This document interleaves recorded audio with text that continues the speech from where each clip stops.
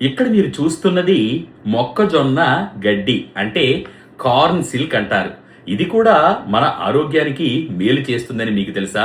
ముఖ్యంగా మూత్రం పోసేటప్పుడు మంట వచ్చే వారికి, అలాగే క్రియాటినిన్ లెవెల్ పెరుగుతున్న వాళ్ళకి కూడా అదుపులో ఉంచుకోవడానికి అద్భుతమైన పరిష్కారంగా పనిచేసే అవకాశం ఉంది ఈ కార్న్ సిల్క్ అంటే మొక్కజొన్న గడ్డి. మరి దీనిని ఏ విధంగా వినియోగించి ఈ సమస్యల నుంచి బయటపడొచ్చు అన్న విషయాన్ని తెలుసుకుందాం. జై శ్రీరామ్. అందరికీ నమస్కారము. నేను ప్రదీప్ వానపల్లి. ముందుగా మా తల్లిదండ్రులకు, గురువులకు, పెద్దలకు పాదాలు పట్టి ప్రార్థిస్తున్నాను. ప్రకృతి మనకి ఇచ్చిన ప్రతి వస్తువులో కూడా ఏదో ఒక దివ్యమైనటువంటి గుణం ఉంటుంది. దానిని తెలుసుకుని వినియోగించుకోగలిగితే మంచి ప్రయోజనాన్ని పొందగలుగుతాం. మొక్కజొన్న పొత్తులను కొని అలాగే తీసుకుని వచ్చి అందులో ఉండేటువంటి సిల్క్ గడ్డి ఏదైతే ఉంటుందో దానిని సేకరించండి.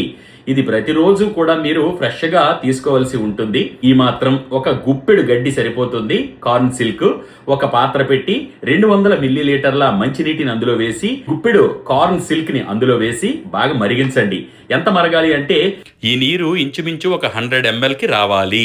తర్వాత వడకట్టేసుకోండి. గోరువెచ్చగా ఉంటుండగానే రోజుకు ఒక్కసారి మాత్రమే అలాగే ప్రశాంతంగా కూర్చొని ఇందులో ఏం కలపక్కర్లేదు అలాగే సేవించండి అంటే తాగండి. ఇలా రోజు వారం రోజుల పాటు తాగి చూడండి. అప్పుడు మీకు ఇప్పుడు నేను చెప్పినటువంటి సిమ్టమ్స్ ఎవరెవరికైతే ఉన్నాయో వాళ్ళందరూ క్రమంగా ఆరోగ్యవంతులయ్యే అవకాశాలు ఎక్కువగా ఉంటాయి. ఎక్కువగా ఖర్చు లేనిది, ఇంట్లో సులువుగా చేసుకోదగ్గది, కేవలం శ్రమ మాత్రం ఒక్కసారి మనం పడితే అంటే వెళ్ళి తెచ్చుకుంటే సరిపోతుందన్నమాట. చూసారా ఎన్ని దివ్యమైనటువంటి ప్రయోజనాలు మనం నిత్యం ఉపయోగించే ఆహార పదార్థాల్లోని వస్తువుల్లోని ఉంటాయో. మా సలహాలు సూచనలు నేరుగా తీసుకోవాలి అనుకుంటే ఇక్కడ ఇచ్చిన మా ఫోన్ నంబర్లకి ఉదయం 9 నుండి సాయంత్రం 5 గంటల మధ్య సమయంలో సంప్రదించగలరు.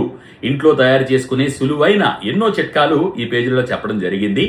మనం శ్రేయస్సు కొద్దీ చేసుకుని సౌఖ్యంగా ఉండాలని, ముఖ్యంగా మన ఇంట్లో వండుకునేటువంటి ఆహార పదార్థాలను సమయానుకూలంగా తింటూ ఆరోగ్యంగా కలకాలం జీవించాలని మనస్ఫూర్తిగా కోరుకుంటున్నాను.